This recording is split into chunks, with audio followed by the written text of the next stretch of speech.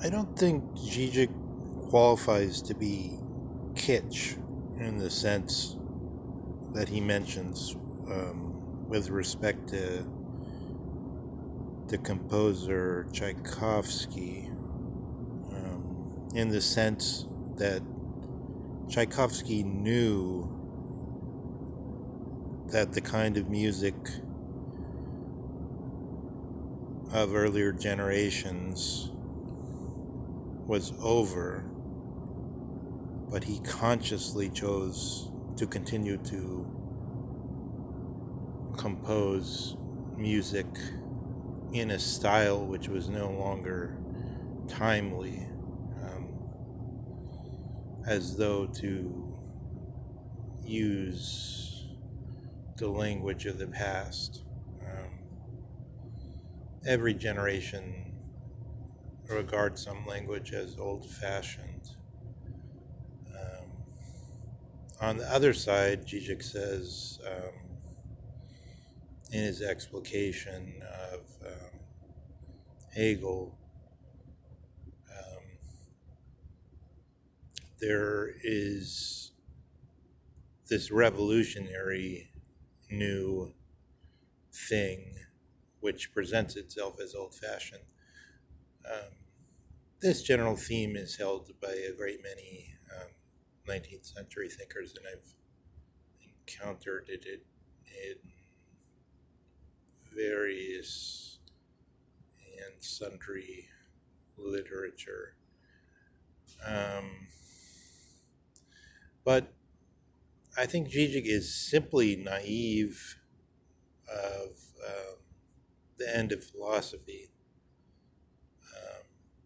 insofar as this means the same thing, or it coincides. It doesn't mean the same thing, let's say, but it coincides with Heidegger's introduction of thinking in contradistinction to philosophy, where philosophy means already metaphysical philosophy. Of course, Zizek has heard of that. Of course, he's studied it, but he's totally unaware of it. He just knows the rubric. It hasn't affected him. He hasn't noticed it. So therefore, he's not even kitsch. He's just continuing to do the same thing that was done by his ancestors, as it were, without having noticed that a radical change has happened, and therefore, in a deeper sense, he's simply boring. He doesn't interest us. But on the ordinary level, he's extremely entertaining, and even though in a serious sense he never teaches us anything,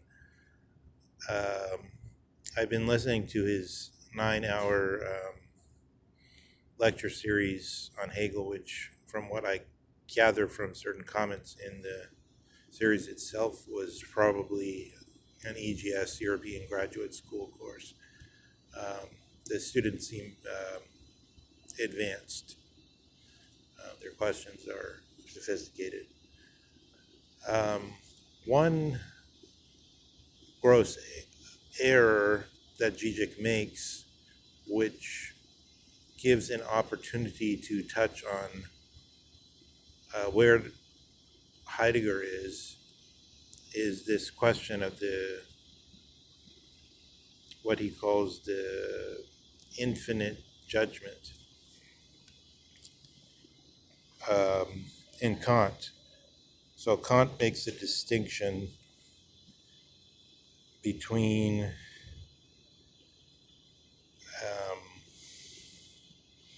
a judgment which actually produces a predicate. So I see something, I sense something, I have something that I'm talking about, something. And then I want to say something about it, to predicate something about it, to predict something about it, to be its town crier, to announce something with regard to it in advance, as it were.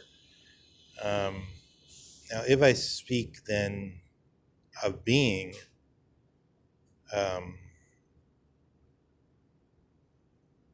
according to Kant, this being cannot be a predicate. It can't tell us anything about anything. It's simply the caesura, or the is, in a sentence like the book is terrible, or the book is green. It's the caesura. For some bizarre reason, Zizek tells his students that, oh no, Kant wasn't thinking like this at all. He was somehow introducing this Hegelian paraconsistent logic of without the where the rule of contradiction no longer stands, because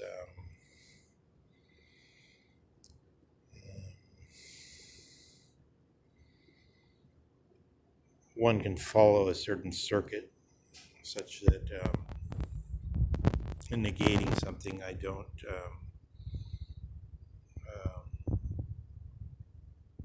actually remove it, but I retain it so that it comes back, as in these examples of the undead. Somebody dies, they come back to life, but something remains of their death and their return to life, so that they're vampires or zombies or something undead, and then that has a content. I don't know why Zizek tries to. It's at 1:27 in the video. I don't know why he tries to do that. It's obviously faulty. As soon as you make the connection between he doesn't mention that. He omits to mention that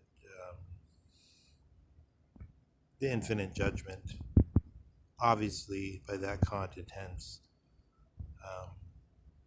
the example of being, because being is said infinitely. It's of everything. Everything is the same in that it is being, and then, but does being therefore have a content? And then where Zizek brings in his Hegelian logic is by reading not being in the same way one would read dying in the last example. So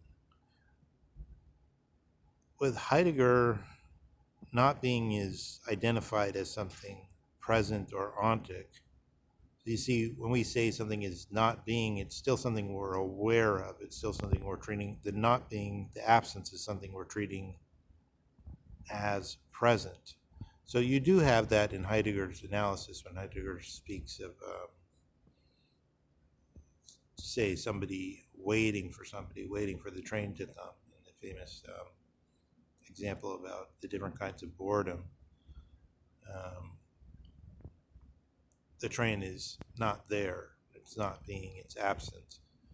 So, but in Heidegger, all this is ontic. All this is still metaphysics. It's still about something available to us. The absence of the thing is available to us.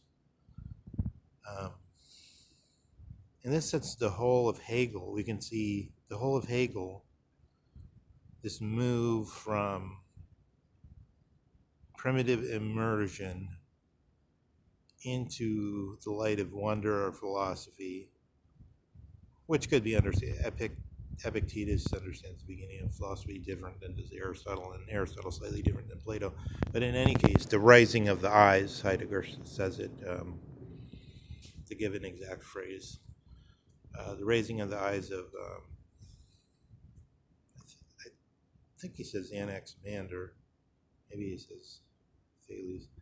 I think Anaximander, but this raising of the eyes is then the break with that, and the beginning of what is not simply a philosophic, theoretical interpretation, but rather natural, spontaneous view of the early Greeks, starting with Anaximander, of understanding being as presence, as something available, as the ontic, as the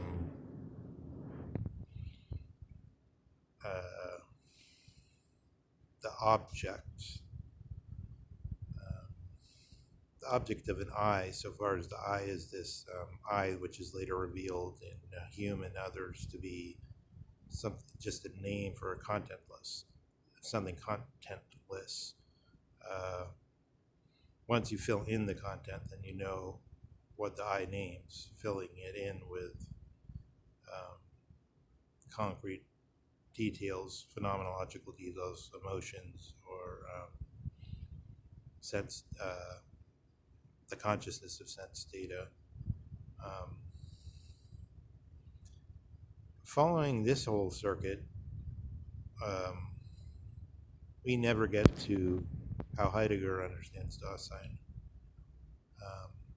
You can see the whole Hegelian philosophy then moves to this raising of the eyes into metaphysics, theorius, into all the theories of Western philosophy, all the way to Nietzsche, inclusive of Hegel himself. According to Hegel, there's this grasp of the equality, the value of equality, especially in the liberal sense, which would be equality under the law, but it, and then this notion that it doesn't matter. I take this notion that Zizek's mentioning about it. It doesn't matter that the monarch is an idiot, as it were, that he's just well-mannered and decorous. What it means is that everybody knows that equality is good. You don't need any special education for that. Everybody knows that, because it's now come back into this state prior to the raising of the eyes. It's just there.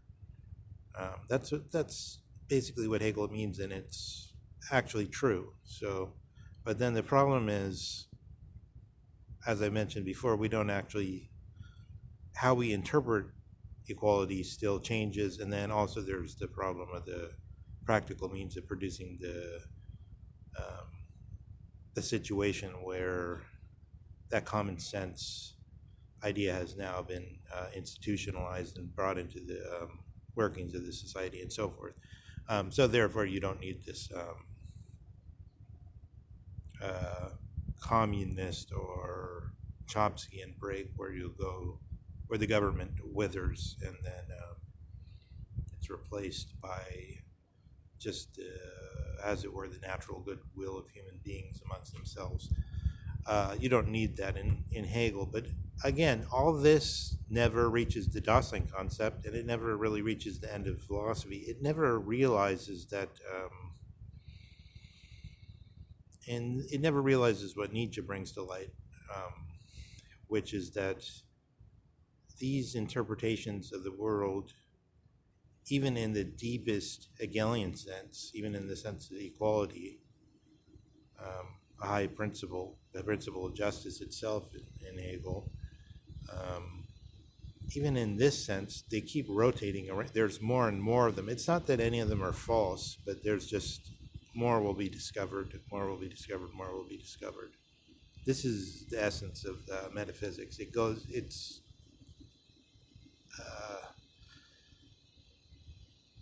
almost wrong to call it a bad infinity in this, again, to use this Hegelian term, because it's not bad. You keep finding more truths, and they may be very good, but it goes on forever. It's only in the Dasein concept that there's a supposed break from that, through seeing the whole, just from seeing the break between those two moments, and then from sensing being as that which must be both the moments. So that's just an interlude, again, in trying to grasp Dasein, which being must have in order to be grasped itself. As Heidegger brings out again when he's accused of ignoring the human, which is Dasein, for the problem of being.